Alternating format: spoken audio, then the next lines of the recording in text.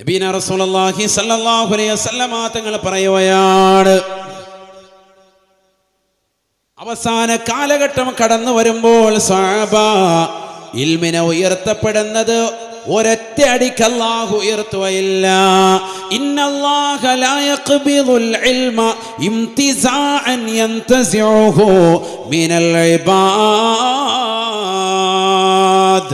നബിയുനാ റസൂലുള്ളാഹി സ്വല്ലല്ലാഹു അലൈഹി വസല്ലമ തങ്ങൾ പറയുകയാണ്, അല്ലാഹു സുബ്ഹാനഹു വ തആല ഇൽമിനെ ആളുകളുടെ ശരീരത്തിൽ നിന്ന് ഒരൊറ്റയടിക്ക് അല്ലാഹു ഊരിയെടുക്കുകയല്ല.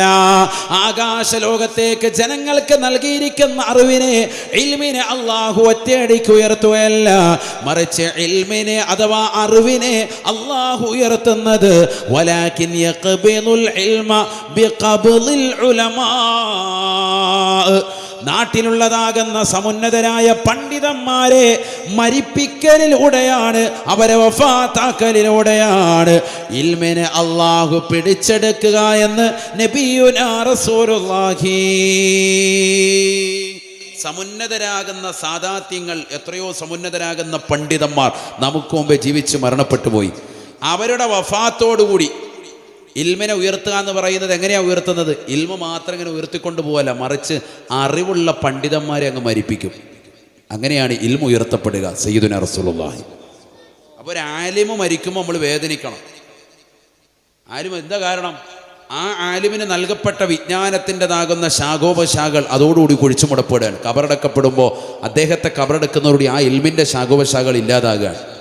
എത്ര ശിഷ്യന്മാർ അദ്ദേഹത്തിനുണ്ടെങ്കിലും അദ്ദേഹത്തിന് അല്ലാഹു കൊടുത്ത ഒരു എബിലിറ്റി, ആശാന്റെ അത്തയും കരാട്ട പഠിച്ചവനായ ശിഷ്യന്മാരുണ്ടാവൂലല്ലോ, ഒരടവ് ആശാൻ എപ്പോഴും ബാക്കി വെക്കും എന്ന് പറഞ്ഞതുപോലെ പരിപൂർണമാകുന്ന ഇൽമ് പിന്നെ ശേഷം വന്നവർക്ക് ഉണ്ടാവൂല. അത്ര തന്നെ. അതുകൊണ്ട് തന്നെ ഇൽമ് ഉയർത്തപ്പെടുന്നത് ഇത്തരത്തിലുള്ള മഹാന്മാരുടെ മരിപ്പിക്കലിലൂടെയാണ്. സയ്യിദുനാ റസൂലുള്ളാഹി. എന്നിട്ട് നബി തങ്ങൾ പറയാൻ, حتى اتخذ الناس رؤوسا جهالا. നബിയുനാ റസൂലുള്ളാഹി സ്വല്ലല്ലാഹു അലൈഹി വസല്ലമ തങ്ങൾ ഉറപ്പെടുത്തുകയാണ്, ആലിമീങ്ങളെ, മഹത്തുക്കളാകുന്ന ആളുകൾ വഫാത്തായി കഴിയുമ്പോൾ ജനങ്ങൾക്ക് ആലിമീങ്ങൾ ഇല്ലാത്ത തോന്നൽ വരികയാണ്. അവർ നേരെ ചെല്ലുന്നത് വിവരമില്ലാത്ത ആളുകളിലേക്കാണ്. കള്ള ചിന്നമ്മമാരെയും ചിന്നപ്പമാരുടെയും സവിധത്തിൽ ചെന്നുകൊണ്ട് അവരെ വലിയ സമുന്നതരാകുന്ന ആളുകളാക്കുകയാണ്. ഫസുഇലൂ ഫഅഫ്തൗ ബിഗൈരി ഇൽമ, അവരോട് മസ്അലകൾ ചോദിക്കുകയാണ്. വിവരമില്ലാത്തത് കൊണ്ട് അവർ ഫത്വ നൽകുകയാണ്. ഫളല്ലൂ ഫഅളല്ലൂ, അവരും പിഴയ്ക്കുകയാണ്. കേൾക്കുന്ന ആളുകളെ പിഴപ്പിക്കുകയും ചെയ്യുന്ന നബിയുനാ റസൂലുള്ളാഹി. സ്വയം പിഴയ്ക്കുക മാത്രമല്ല, മറ്റുള്ളവരെ കൂടി പിഴപ്പിക്കുന്നതാണ് അവരുടെ ചെയ്തിയെന്ന് ഹബീബുനാ ശഫീഉനാ റസൂലുള്ളാഹി. അല്ലാഹുവിന്റെ റസൂൽ പറഞ്ഞതിന്ന് പുലർന്നില്ലയോ പ്രിയപ്പെട്ട ഉമ്മമാരെ? അതുകൊണ്ട് മഹത്തുക്കളെ നമ്മൾ കണ്ടെത്തണേ. നമ്മുടെ ഉസ്താദുമാരെ, മശായിഖന്മാരുടെ പൊരുത്തം കാംക്ഷിച്ചുകൊണ്ട് നിലകൊള്ളണേ.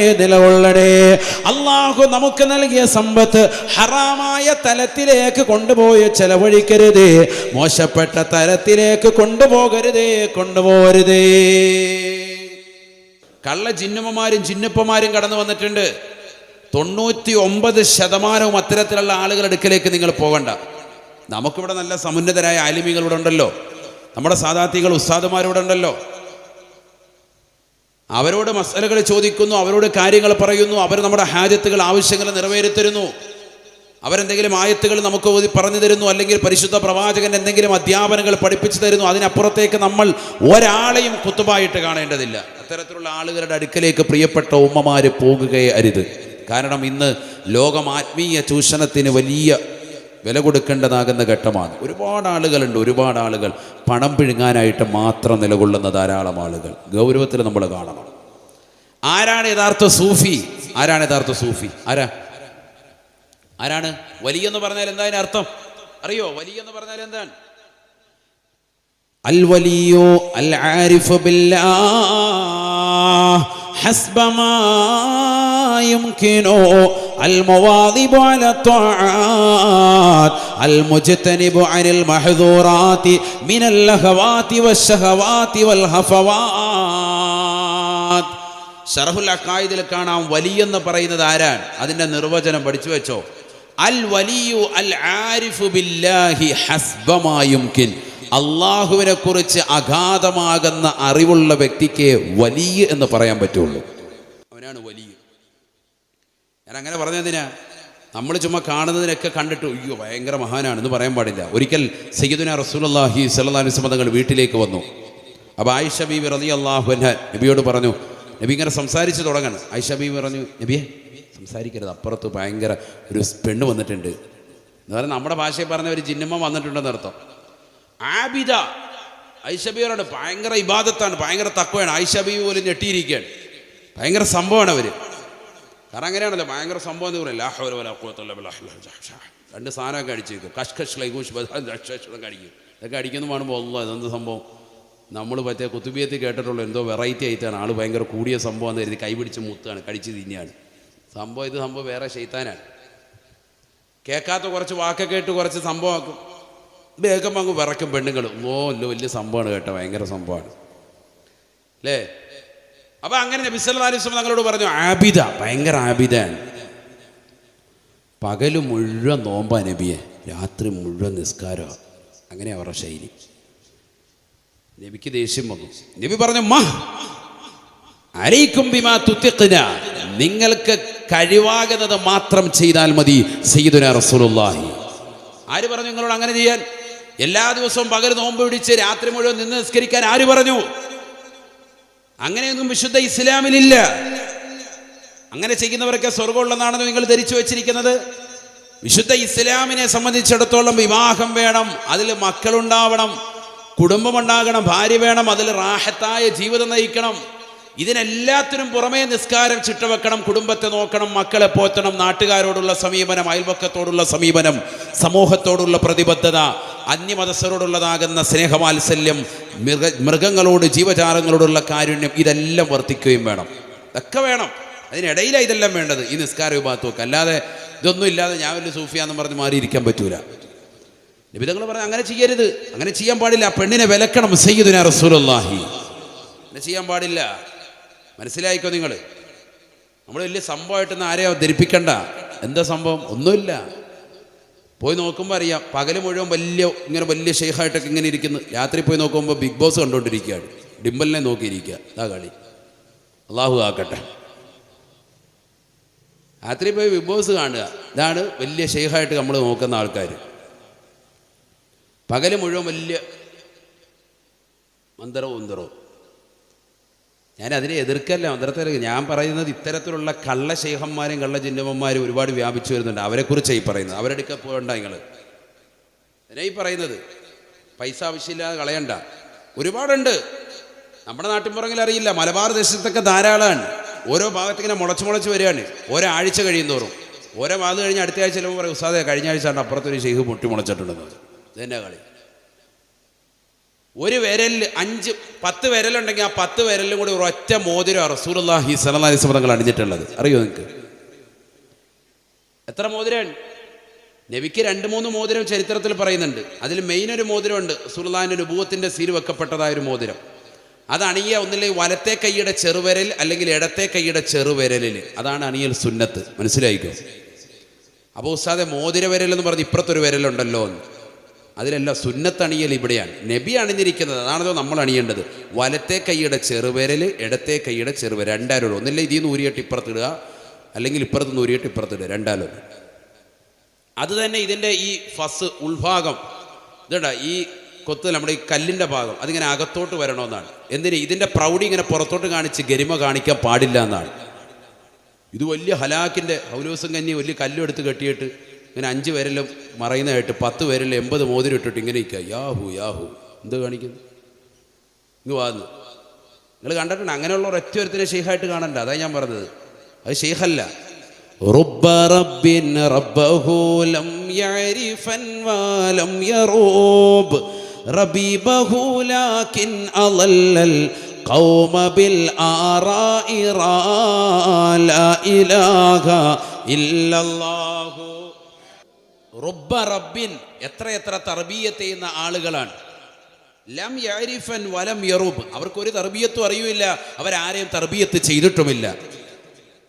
വലാകിൻ അളല്ലൽ ഖൗമ ബിൽ ആറാഇ റാ, കുറേ അഭിപ്രായങ്ങളൊക്കെ പറഞ്ഞിട്ട് ആളുകളെ ഇങ്ങനെ പിഴപ്പിച്ചിട്ട് മാത്രമേ ഉള്ളൂ എന്നാണ് ബഹുമാനപ്പെട്ട ഉമറുൽ ഖാഹിരി റളിയല്ലാഹു അൻഹു പറയും. ശരിയല്ലേ? ഇത്ര ആളുകൾ കള്ള ശൈഖായിട്ടിരിക്കുന്ന ആളുകളാണ്. ഒരൊറ്റ കൗമിനെ തർബിയത്ത് ചെയ്ത് നന്നാക്കിയിട്ടുണ്ടാവൂല. ഇങ്ങനെ കുശു പറഞ്ഞിട്ട് ഇങ്ങനെ ഇരിക്കുകയാണ്, ഭയങ്കര സംഭവമായിട്ട് ഇങ്ങനെ ഇരിക്കുകയാണ്. നമ്മൾ വലിയെന്ന് പറയുന്നത് മനസ്സിലാക്കുന്നത് 10 പേരിൽ 50 മോതിരം ഇട്ട് പച്ച പൊതിച്ച് ഏതെങ്കിലും മക്കാമിലിരിക്കുന്ന ഒരു ശൈഖിനെ കണ്ട വലിയ തവാല്, നമ്മൾ ഭയങ്കര സംഭവമായി, നമ്മുടെ കാര്യമൊന്ന് സലാമത്താക്കി തരണേ എന്ന് പറയാണ്. ഓ മയിൽപ്പീലി വെച്ച് 2 തടവൽ തടി 2 ഉഴിയൽ ഒഴിഞ്ഞ് കഴിഞ്ഞ് ഹറാബ് നാശിച്ച് പിന്നെ ജീവിതം മുഴുവൻ പോയി. അള്ളാഹു ആക്കട്ടെ. നിങ്ങളെന്തിനാ ഈ മയിൽപ്പീലിയുടെ അടികൊള്ളാനൊക്കെ നിൽക്കുന്നത്? ശ്രദ്ധിക്കണം, പെണ്ണുങ്ങൾ വളരെയേറെ ഗൗരവത്തിൽ ശ്രദ്ധിക്കേണ്ടതാണ്. നമ്മൾ സുന്നികളാണ്, പക്ഷെ ആ സുന്നിസ് ഓവറാകാൻ പാടില്ല. അഹ്ലുസുന്നത്തി വൽ ജമാഅത്തിൻ്റെ ആദർശത്തിൽ അടിയുറച്ച് നമ്മൾ നിലകൊള്ളണം.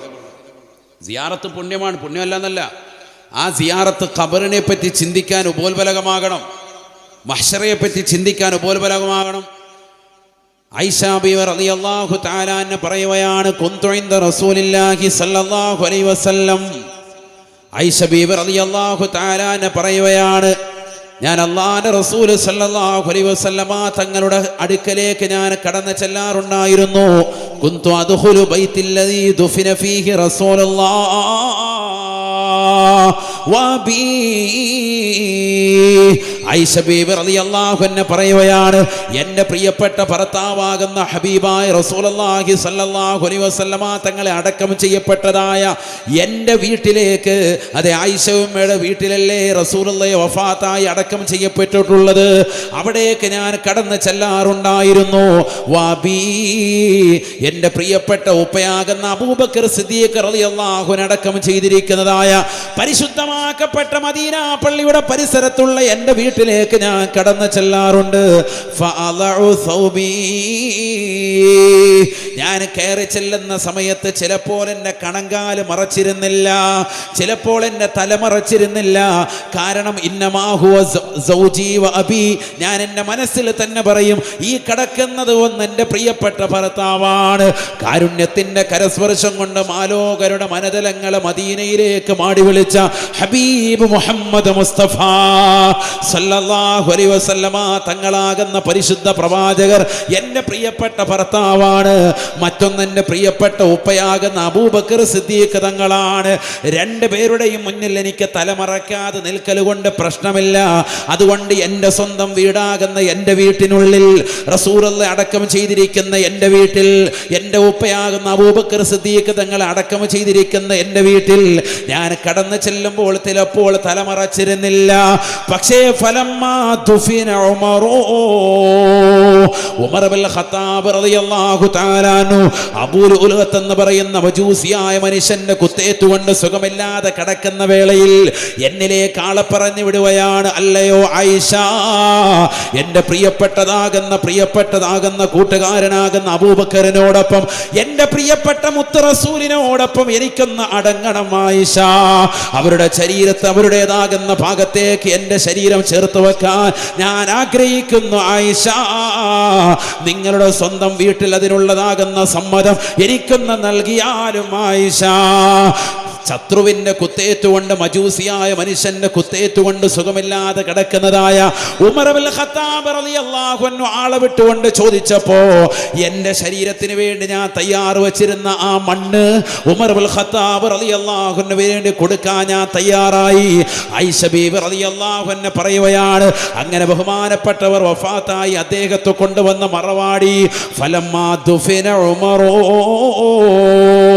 കിസ്റയുടെയും കൈസറിന്റെ കോട്ടകൊത്തകങ്ങളെ കിടുകിടാവറപ്പിച്ചിരുന്ന ഉമർ ഇബ്നുൽ ഖത്താബ് റളിയല്ലാഹു അൻഹുവിനെ മൂന്നാമതായി എൻ്റെ സ്വന്തം വീട്ടിലേക്ക്, റസൂലുള്ളാഹിയുടെ ചാരത്തേക്ക് അബൂബക്കർ സിദ്ദീഖ് റളിയല്ലാഹു അൻഹുവിന്റെ അടുക്കലേക്ക് കൊണ്ടുവന്ന് അടക്കിയതിന് ശേഷം ഫവല്ലാഹ് ഇലാഹി, ഈ ലോകത്തിന്റെ തമ്പുരാനായ ജഗന്യന്താവായ പരിപാലകനായ സർവേശ്വരനായ സർവാധിപതിയായ സർവരോഗ സെറ്റിപ്പിൻ സംഹാരകർത്താവായ അല്ലാഹുവിനെ തന്നെയാണ് സത്യം. ആയിഷ ബീവി റളിയല്ലാഹു അൻഹ പറയുകയാണ്, മാ ദഖൽതു ഇല്ലാ വഅന വസ്ദൂദതൻ അലയ്യ സിയാബി ഹയാഅൻ മിൻ ഉമറ.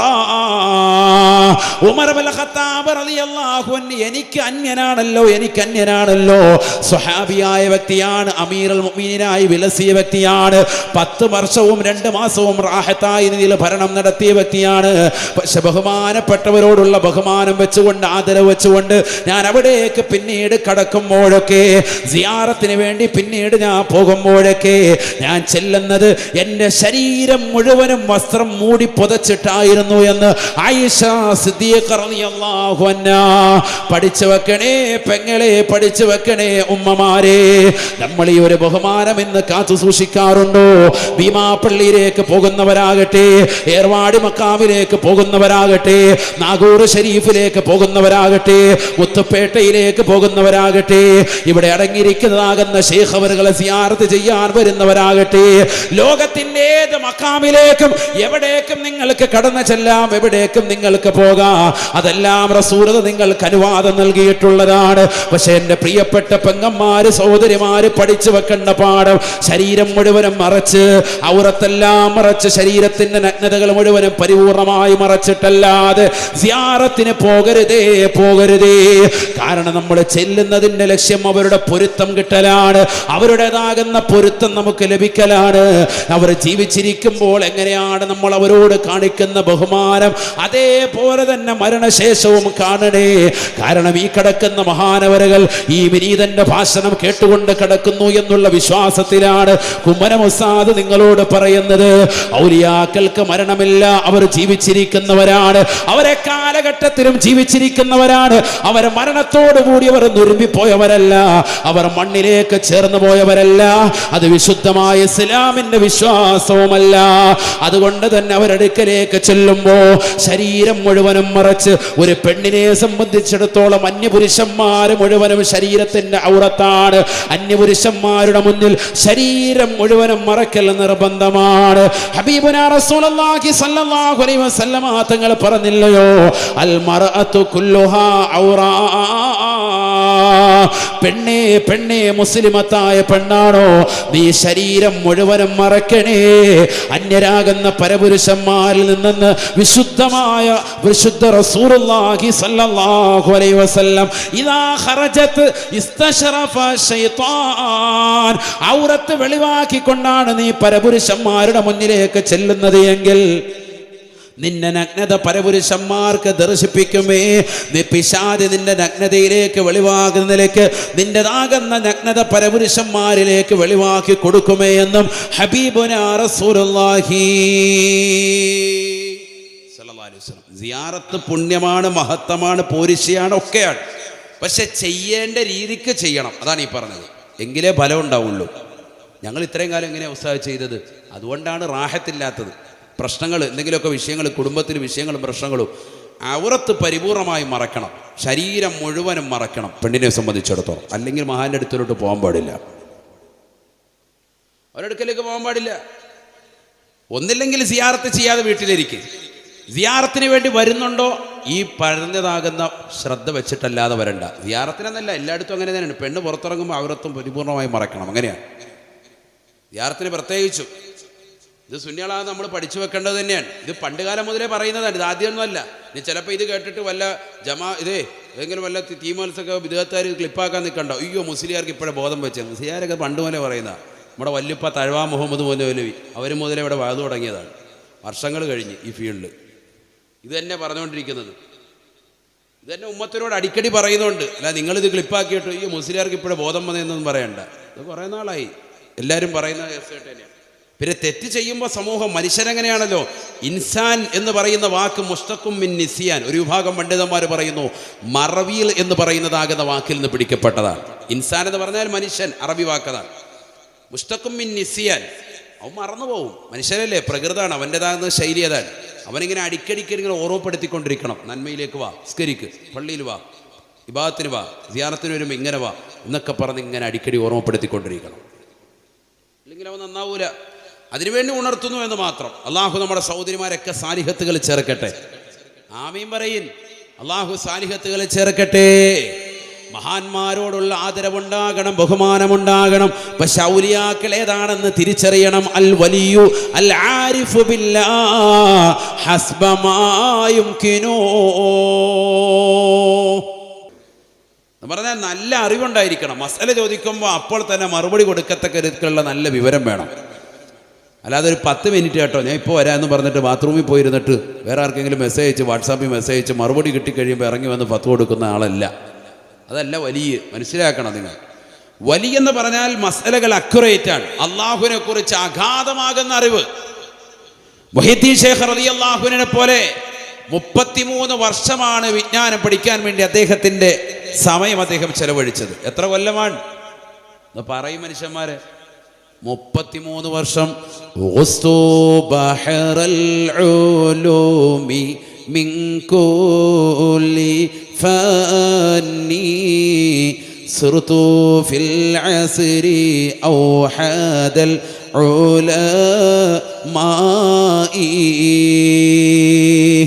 33 വർഷമാണ് ബഹുമാനപ്പെട്ടതാകുന്ന മുഹ്യിദ്ദീൻ ശൈഖ് റളിയല്ലാഹു അൻഹു വിജ്ഞാനം പഠിക്കാൻ വേണ്ടി തൻ്റെ ജീവിതം മാറ്റിവെച്ചത്.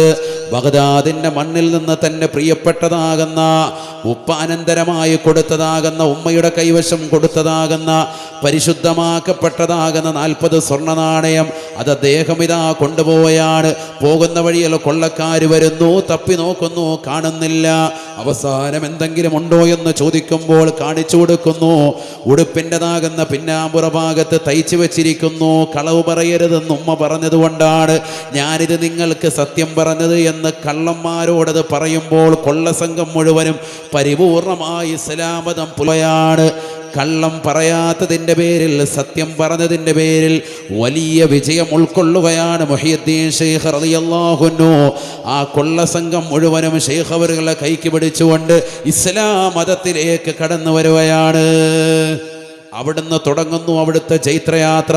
33 വർഷമാണ് വിശുദ്ധമായ ദീൻ പഠിക്കാൻ വേണ്ടി അവിടുന്ന് ചെലവഴിച്ചത്. ഞാൻ എല്ലാ ഇൽമിൻ്റെ ശാഖോപശാഖകളിൽ മുങ്ങിക്കുളിച്ചു. ഞാൻ പഠിക്കാത്തതാകുന്ന ഖുർആനിക തഫാസീറുകളില്ല, പഠിക്കാത്തതാകുന്ന ഹദീസിൻ്റെതാകുന്ന ശാഖോപശാഖകളില്ല, നിദാന ശാസ്ത്രമില്ല, ഗോളശാസ്ത്രമില്ല, എല്ലാ വിജ്ഞാന ശാഖകളിലും ഞാൻ മുങ്ങിക്കുളിച്ചു എന്ന് മുഹ്യിദ്ദീൻ ശൈഖ് റളിയല്ലാഹു അൻഹു. 33 കൊല്ലം നമ്മൾ പഠിക്കണം, മനസ്സിലാക്കണം. അതൊക്കെയാണ് ഒരു ആലിം. ഇന്നൊരു ആലിമാകണമെങ്കിൽ 8 വർഷമാണ് പഠിക്കേണ്ടത്. 8 വർഷമാണ് സാധാരണ ഇന്നൊരു ആലിം കോഴ്സിന് പഠിക്കേണ്ടത്. അതും വലിയൊരു വിലയാണ്. ഇന്നൊരു ഡോക്ടർ എടുക്കണമെങ്കിൽ MBBSന് 5 കൊല്ലമാണ്. ഇവിടെ നിങ്ങൾ ശ്രദ്ധിക്കുന്നുണ്ടോ? ഡോക്ടറേറ്റ് എടുക്കുന്ന എത്ര വർഷമാണ്? 5 വർഷമാണ് MBBSൻ്റെ കോഴ്സിന്. അതിനു മുമ്പ് പഠനം വേണം. എന്നാൽ ഒരു ആലിമാകാൻ വേണ്ടി പഠിക്കുന്നത് എത്ര വർഷമാണ്? 8 കൊല്ലമാണ്. ഇതിന് ശേഷം ചിലപ്പോൾ 2 കൊല്ലം ചിലപ്പം ബിരുദവും ബിരുദാനന്തര ബിരുദവും എടുക്കാൻ വേണ്ടി മറ്റ് കോളേജുകളിലേക്ക് പോകാറുണ്ട്. വലിയ കോളേജുകളിലേക്ക് പോയി ബിരുദം എടുക്കാറുണ്ട്. അങ്ങനെ ബിരുദം എടുത്ത് വന്ന ഉലമാക്കളാണ് നമ്മുടെ മുന്നിലിരിക്കുന്ന ഉസ്താദുമാരൊക്കെ. അള്ളാഹുവർക്കൊക്കെ ആഫിയത്ത് നൽകട്ടെ. അപ്പോൾ അവർ തികഞ്ഞ ആലിമീങ്ങളാണ്. ഖുർആന്റെ അർത്ഥങ്ങൾ കൃത്യമായി അവർക്ക് വായിച്ചറിയാൻ പറ്റുന്നവരാണ്.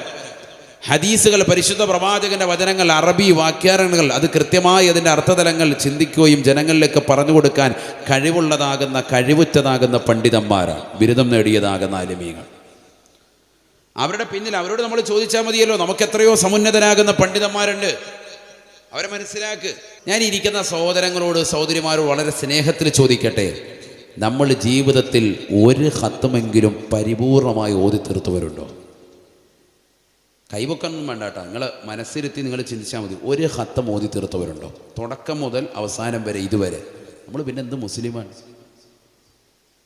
എന്നാൽ എത്ര പ്രാവശ്യം ഉറൂസിന് വന്ന് റാഹത്തായി നെയ്ച്ചോറ് ഇറച്ചി നിന്നിട്ടുണ്ട്? അത് എത്ര എണ്ണമെന്ന് ചോദിച്ചാൽ ഉസ്താദ് 50 വയസ്സായി, 50 കൊല്ലമായിട്ട് ഇതുവരെ ഒറ്റ പ്രാവശ്യം പോലും മുടങ്ങിയിട്ടില്ല, കറക്റ്റായിട്ട് കഴിക്കുന്നുണ്ട്. അത് പറയും. ഒരു ഖത്തം നമ്മൾ ഓതിയില്ല, നമ്മളെന്ത് മോമിനിയങ്ങളാണ്. എന്നാൽ റമദാൻ വരികയാണ്, വിശുദ്ധമായ ഖുർആനിൻ്റെ മാസമാണ്. ഒരു ഖത്തം ഇൻഷാ അല്ലാഹ് ഞാൻ ഓതും എന്ന് നിയ്യത്ത് വെച്ചിട്ട് ഇൻഷാ അല്ലാഹ് നമുക്ക് പിരിയണം. അള്ളാഹു തൗഫീഖ് തരട്ടെ, അള്ളാഹു തൗഫീഖ് തരട്ടെ. ഓതാൻ അറിയില്ല ഉസ്താദേ, ഞാൻ മദ്രസയിലൊന്നും പോയിട്ടില്ല. എന്നാൽ ഖുർആൻ വെറുതെ നോക്കിയിരിക്കണം. ഓരോ പേജും ജസ്റ്റ് ഇങ്ങനെ മറിച്ച് വിടുക, വെറുതെ ഇങ്ങനെ നോക്കി ഓരോ വരിയിൽ നോക്കുക, കൂലി കിട്ടും. വല്ലദീ യതകഅഉലഹു അജ്റാൻ, വിക്കി വിക്കി ഓതുന്നവന് 2 കൂലിയുണ്ടെന്ന് സയ്യിദുനാ റസൂലുള്ളാഹി. പരിശ്രമിക്കുക. നീ ഓതാൻ അറിയില്ലേ, വെറുതെ നോക്കിയിരിക്കുന്നതിൽ കൂലി നൽകുന്ന ഗ്രന്ഥം വിശുദ്ധമായ ഖുർആൻ. കുറച്ച് വസ്തുക്കളിലേക്ക് നോക്കൽ പുണ്യമാണെന്ന് റസൂലുള്ളാഹി സ്വല്ലല്ലാഹു അലൈഹി വസല്ലം തങ്ങൾ പഠിപ്പിച്ചു. അതിലൊന്ന് നിന്റെ പ്രിയപ്പെട്ട ഉമ്മയുടെ മുഖമാണ്. ഉമ്മയുടെ മുഖത്ത്, വാപ്പയുടെ ഉമ്മയുടെ മുഖത്ത് വെറുതെ നോക്കിയിരുന്നാൽ കൂലി. മറ്റൊന്ന് സംസം വെള്ളം, ജസ്റ്റ് അതിലേക്കൊന്ന് നോക്കണം കുടിക്കുന്നതിന് മുമ്പ്, നോക്കൽ കൂലി. അവിടെ ശ്രേഷ്ഠതയുള്ള വെള്ളമാണ്.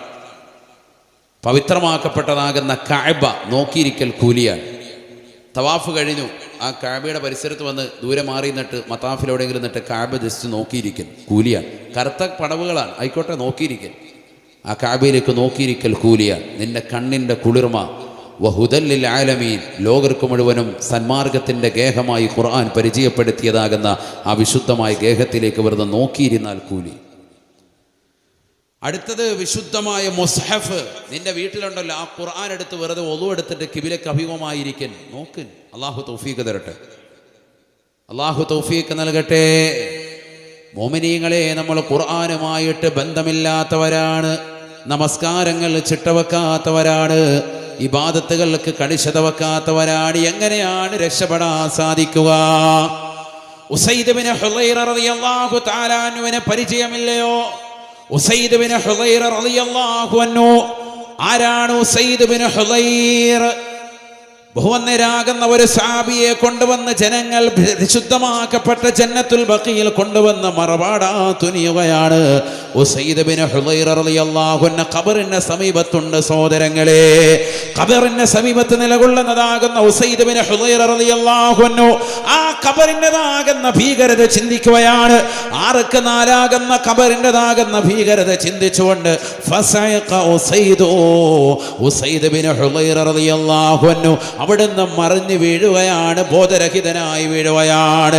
മറ്റൊരാളെ ഖബറടക്കുന്നത് കണ്ടിട്ട് ഖബറിന്റെ ചാരത്ത് വെച്ചുകൊണ്ട് ബോധം കെട്ടി വീഴുന്നതായ ഉസൈദ് ബിൻ ഹുളൈറ റളിയല്ലാഹു അൻഹു, സ്വഹാബികൾ ആ സ്വഹാബിയെ പോയി ഖബറടക്കുകയാണ്. ഏതൊരു മനുഷ്യനാണോ മരിച്ചു പോയത്, അദ്ദേഹത്തെ ഖബറടക്കിയതിന് ശേഷം അദ്ദേഹത്തെ കൊണ്ടുവന്നതാകുന്ന മയ്യത്ത് കട്ടിലിൽ ബഹുമാനപ്പെട്ട ഉസൈദ് ബിൻ ഹുളൈറ റളിയല്ലാഹു അൻഹുവിനെ കടത്തുകയാണ്. ലാ ഇലാഹ ഇല്ലല്ലാഹ് ചൊല്ലിക്കൊണ്ട് വീട്ടിലേക്ക് കൊണ്ടുവരുകയാണ്. ബഹുമാനപ്പെട്ടവർ വഫാത്തായതല്ല, ബഹുമാനപ്പെട്ടവർ മരിച്ചിട്ടില്ല, മറിച്ച് അദ്ദേഹം ഖബർ കണ്ടിട്ട് പേടിച്ചുകൊണ്ട് നിലവിളിച്ചുകൊണ്ട് ബഹുമാനപ്പെട്ടവർ ബോധരഹിതനായി വീഴുകയാണ്. നമ്മൾ ഇന്ന് ഖബർ കാണുമ്പോൾ പുഞ്ചിരിക്കുകയാണ്. ഖബറിന്റെ സമീപത്തിരുന്നു കൊണ്ട് ഫേസ്ബുക്കിൽ ലൈവ് ചെയ്യാൻ മടിയില്ലാത്ത യുവാക്കളാണ്. വാപ്പ മരിക്കുന്ന സമയം, ഉമ്മയെ കൊണ്ടുപോയി ഖബറടക്കുന്ന സമയം, ആലിമീങ്ങളും സാദാത്യങ്ങളും മുത്തഅല്ലിമീങ്ങളും ചേർന്നിരുന്നുകൊണ്ട് ആ ഖബറിന്റെ സമീപത്തിരുന്നുകൊണ്ട് തൽഖീൻ ചൊല്ലുമ്പോ, തസ്ബീഹ് ചൊല്ലുമ്പോ, വിശുദ്ധമായ ഖുർആൻ ഓതുമ്പോ, എന്റേതാകുന്ന ഉമ്മയുടെ ഖബറിന്റെ ചാരത്ത് ആലിമീങ്ങൾ വന്നിട്ടുണ്ട്, മുത്തഅല്ലിമീങ്ങൾ വന്നിട്ടുണ്ട് എന്ന് ജനങ്ങളെ കാണിക്കാൻ വേണ്ടി ഫേസ്ബുക്കിൽ ലൈവ് ചെയ്യുന്ന സുഹൃത്തുക്കളെ, ഖബറിനെ കുറിച്ച് പേടി എവിടെയാണ്? ഖബറിനെ കുറിച്ച് നമുക്ക് എവിടെയാണ് ഭയമുള്ളത്? ആ ഖബറിന്റെ സമീപത്ത് നിന്ന് ഉസൈദ് ബിൻ ഹുളൈറ റളിയല്ലാഹു അൻഹുവിനെ വീട്ടിലേക്ക് കൊണ്ടുവരുകയാണ്. ഉസൈദ് ബിൻ ഹുളൈറ റളിയല്ലാഹു അൻഹു എഴുന്നേൽക്കുകയാണ്. ഉറക്കിൽ എഴുന്നേറ്റ ബഹുമാനപ്പെട്ടവർ ഖുർആനോത്തിന്റെ പിടിയിലകപ്പെടുകയാണ്. ജീവിതം മുഴുവനും ഖുർആനാണ്. ആ ഖുർആൻ നമ്മുടെ കാറ്റലോഗാണ്, നമ്മുടെ വഴികാട്ടിയാണ്. മുസ്ലിമേ, മുസ്ലിമത്തെ, ഖുർആൻ നമ്മൾ കൈകൊണ്ടിന്ന് തൊടാത്തതാകുന്ന അവസ്ഥയാണ്. വീടിൻ്റെ അകത്തലങ്ങൾ TV സ്റ്റാൻഡുകൾ വെച്ചിരിക്കുന്ന വിശുദ്ധമായ ഖുർആൻ, പള്ളിയുടെ അകത്തലങ്ങൾ വൈദ്യത്തുകൊണ്ട് സെൽഫുകൾ വെച്ചിരിക്കുന്ന വിശുദ്ധമായ ഖുർആൻ, ആ മനോഹരമായ ഖുർആൻ എന്തിനു വേണ്ടിയാണ് പടക്കപ്പെട്ടത്? എന്തിനു വേണ്ടിയാണ് ഇറക്കപ്പെട്ടത്? അത് ഓതാൻ വേണ്ടിയാണ്. എന്തേ മനുഷ്യ നീ ഓതാത്തത്? നിന്റെ ജീവിതത്തിൽ ഖുർആനുമായിട്ട് എന്ത് ബന്ധമാണ്? ഇന്നത്തെ പ്രഭാതം പോട്ടെ, ഇക്കഴിഞ്ഞ ഒരാഴ്ച പോട്ടെ, ഇക്കഴിഞ്ഞ ഒരു മാസം പോട്ടെ, ഇക്കഴിഞ്ഞ ഒരു കൊല്ലമായിട്ട് പോലും വിശുദ്ധമായ ഖുർആൻ കൈകൊണ്ട് തൊടാത്തതാകുന്ന എത്രയോ മുസ്ലിമീങ്ങൾ, എത്രയോ പാവപ്പെട്ട മുസ്ലിമത്തുകൾ എൻ്റെ ശബ്ദം ശ്രവിക്കുന്നവരുണ്ട്. വളരെ സ്നേഹത്തോടുകൂടി കുമ്മന ഉസ്താദ് ഓർമ്മപ്പെടുത്തുകയാണ്, ആ ഖുർആനോദനേ, ഖുർആനോദനേ ഹൃദയം തെളിയാൻ കാരണമാണ്. ഹബീബായ റസൂലുള്ളാഹി സ്വല്ലല്ലാഹു സല്ലല്ലാഹു അലൈഹി വസല്ലമ തങ്ങൾ പറയുകയാണ്, ഉസൈദ് ബിൻ ഹുദൈർ റളിയല്ലാഹു അൻഹു ഖുർആൻ ഓതാൻ നിലകൊള്ളുകയാണ്. പാതിരാത്രി സമയമായി, ലോകം മുഴുവനും ഉറങ്ങുന്ന സമയമായി, നിർനിദ്രനായി വിശുദ്ധമായ ഖുർആൻ ഓതിക്കൊണ്ട് നിലകൊള്ളവേ ബഹുമാനപ്പെട്ടവർ കാണുന്നു, തൊട്ടടുത്ത് തന്റെ കുതിര ആലയിൽ കെട്ടിയിട്ടിരിക്കുകയാണ്. കുതിരയതാ അതിന്റെ ആലയിൽ കടന്നുകൊണ്ട് അതിശക്തമായി ശബ്ദമിടുകയാണ്, അതിശബ്ദമായി ശബ്ദിക്കുകയാണ്. രണ്ട് കാലുകൾ കുളമ്പടികൾ ഉയർത്തിക്കൊണ്ട് താഴെ കാഞ്ഞ് ചവിട്ടുന്നതായി കാണുകയാണ്. ബഹുമാനപ്പെട്ടവർ ഓതൽ നിർത്തുകയാണ്, അടുത്തേക്ക് ചെന്നുകൊണ്ട് ആശ്വസിപ്പിക്കുകയാണ്. വീണ്ടും വന്നുകൊണ്ട് വിശുദ്ധമായ ഖുർആൻ ഓതുകയാണ്. സൂറത്തുൽ ബഖറ പാരായണം ചെയ്യുകയാണ്. ഖബറിന്റെ സമീപത്ത് നിന്നുകൊണ്ട് കടന്നു വന്നതാകുന്ന സ്വഹാബിക്ക് പരിവർത്തനം അല്ലാഹു നൽകുകയാണ്. ആഖിറത്തെ പറ്റിയുള്ള ചിന്തയാണ്. നാളെ പാരത്രിക ലോകത്തെ എനിക്ക് രക്ഷപ്പെടണമെന്നുള്ള ചിന്തയിൽ വിശുദ്ധമായ ഖുർആൻ ഓതി തീർക്കാൻ തയ്യാറാവുകയാണ്. സൂറത്തുൽ ബഖറ പാരായണം ചെയ്ത് വീണ്ടും നിലകൊള്ളവേ ബഹുമാനപ്പെട്ടവർ നോക്കുത്ത തന്റെ കുതിരയത് അതിശക്തമായ നിലയിൽ ശബ്ദിക്കുകയാണ്. രണ്ട് കാലുകൾ കുടമ്പടികൾ ഉയർത്തിക്കൊണ്ട് അതിൻ്റെതാകുന്ന ആലയിൽ കടന്നുകൊണ്ട് അലമുറയിട്ടുകൊണ്ട് അട്ടഹസിക്കുന്നതാകുന്ന കുതിരയുടെ സമീപത്തേക്ക് ബഹുമാനപ്പെട്ടവർ ഓതൽ നിർത്തിക്കൊണ്ട് അതിനെ ആശ്വസിപ്പിക്കുകയാണ്, അതിനെ സമാശ്വസിപ്പിക്കുകയാണ്. വീണ്ടും വന്നുകൊണ്ട് ബഹുമാനപ്പെട്ടവർ ഖുർആൻ തുറന്നുകൊണ്ട് ഓതുമ്പോ ആകാശത്ത് നിന്നൊരു പ്രകാശം കാണുകയാണ്. ആ പ്രകാശം ഇതാ അദ്ദേഹത്തിന്റെ വീട്ടുമുറ്റത്തേക്ക്, അദ്ദേഹത്തിന്റെ വീടിന്റെ ഉള്ളിലേക്ക്, ചെറിയ കുടിലാണ് ഉസൈദ് ബിൻ ഹുദൈറിന്റെ, മദീനയുടെ പള്ളിയുടെ പരിസരത്തുള്ളതാകുന്ന വീടാണ്. ആ വീട്ടിലേക്ക് ചെറിയ പ്രകാശം കാണുകയാ. ആകാശത്തിന്റെ സീമകളിൽ നിന്ന് കാണുന്നതാകുന്ന വലിയതാകുന്ന പ്രകാശം കണ്ടുകൊണ്ട് ബഹുമാനപ്പെട്ടവർ വല്ലാതെ അന്താളിച്ചു പോയി. നോക്കുമ്പോൾ അത് കണ്ടുകൊണ്ടാണ് കുതിര രണ്ട് കാലുകൾ കുളമ്പടികൾ ഉയർത്തിക്കൊണ്ട് അതിശക്തമായി ശബ്ദിക്കുന്നത്. ഓടി നോക്കുമ്പോൾ അദ്ദേഹം നോക്കുമ്പോൾ അദ്ദേഹത്തിന്റെ പ്രിയപ്പെട്ട മകനാകുന്ന യഹ്യ എന്ന പൊന്നുമോന് ആ കുതിരയുടെ സമീപത്ത് പോയി നിൽപ്പുണ്ട്. കുതിരയെങ്ങാണം ചാടിയിട്ട് തൻ്റെ മകനെ ഉപദ്രവിക്കുമോ എന്ന് ഭയന്നുകൊണ്ട് ബഹുമാനപ്പെട്ടവർ ഖുർആൻ മടക്കി വെച്ചുകൊണ്ട് ഓടിച്ചെന്നുകൊണ്ട് യഹ്യ എന്ന പൊന്നുമോനെ എടുത്തുകൊണ്ട് വരികയാണ്. ആ കുതിരയെ ആശ്വസിപ്പിക്കുകയാണ്. നേരം വെളുത്തപ്പോൾ അല്ലാഹുവിന്റെ റസൂലിന്റെ അടുക്കലേക്ക് ചെല്ലുകയാണ്. ബിലാൽ ഇബ്നു റബാഹ് റളിയല്ലാഹു അൻഹു ബാങ്ക് വിളി കേട്ടപ്പോൾ പരിശുദ്ധമാക്കപ്പെട്ട മദീന പള്ളിയിലേക്ക് നിസ്കരിക്കാൻ പോയ ഉസൈദ് സുബഹി നമസ്കാരം കഴിഞ്ഞ് റസൂലുള്ളാഹിയോട് കാര്യം പറയുകയാണ്. തലേ രാത്രിയിൽ ഇങ്ങനെ ഒരു സംഭവം ഉണ്ടായി റസൂലേ, എന്താണ് റസൂലേ അതിനുള്ള കാരണം?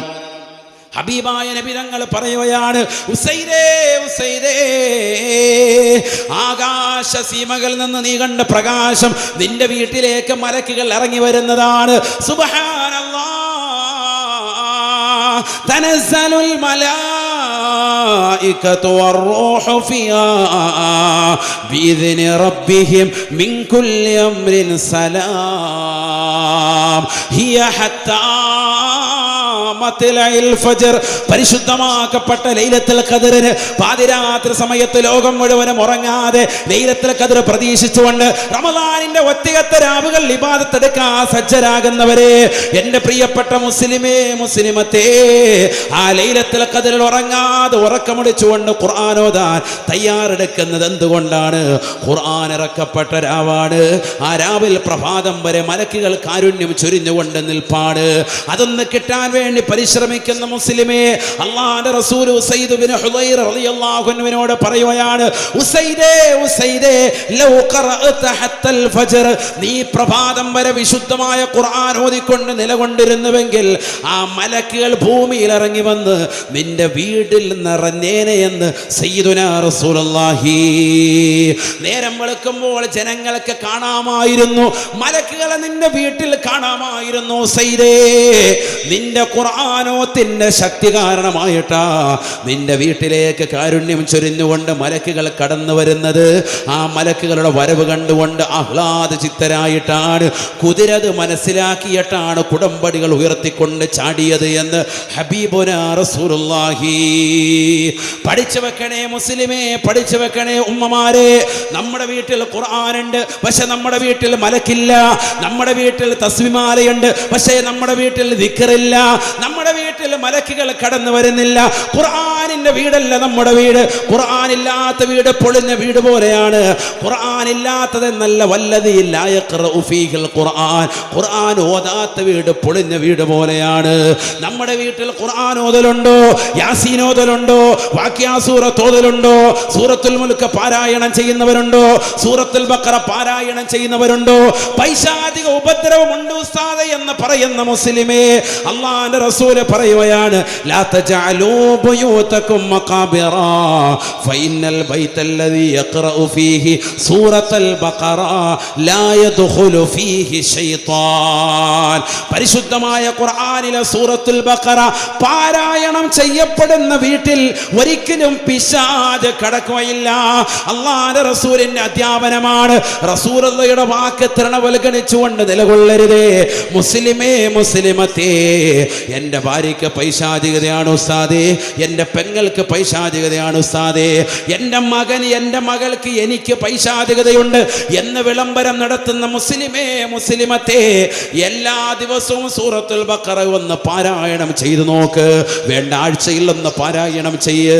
പിശാച് വീട്ടിൽ നിന്ന് പുറത്തു പോകുമെന്ന് പറഞ്ഞത് ഹബീബ് മുഹമ്മദ് മുസ്തഫ.